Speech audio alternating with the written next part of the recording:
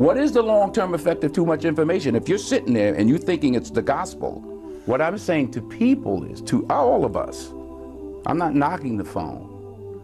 What I'm saying is we have to understand, we have to at least ask ourselves, around the world, you here in England, wherever you are, what is it doing to us? Assalamu alaikum. Now, I don't know if you saw this interview, but this was just a few days ago. Denzel Washington here in the UK discussing his newest film, and this amazing person just came out. Obviously, I've never seen him outside of movies before. I haven't seen him on his day-to-day life, what he gets up to, and the causes that he supports. But this was quite enlightening. It was really, really good to see. So I watched, and I wasn't the only one that watched and enjoyed every minute of this interview. Then he was asked a question, because the interviewer could see that this is a man of substance. He was asked a question like, have you ever thought about going into government? He turned around and he said, no, I wouldn't. I would never. In fact, he said, I would never, ever. Right? I think he said 2 evers actually. Never, ever, ever. And I thought that was quite sad. And that's what made me want to have this little, it's not a rant actually, because it's just something, it's an observation, right? I'm Muslim, as you know. He's not Muslim. He's a fantastic individual, no doubt about it. But if I were in his shoes, the difference between myself and him is that I don't have a choice. And in actual fact, he doesn't even really have a choice, but he has made his choice that he won't do it.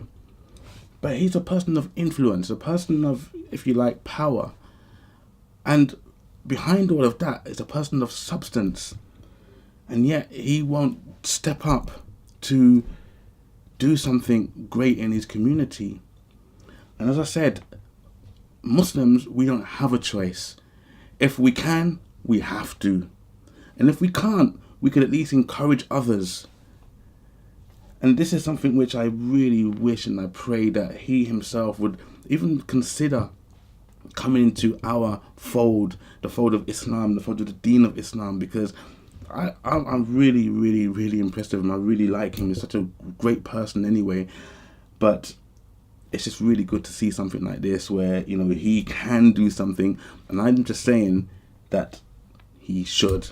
He has to. It's incumbent on him to do what he can.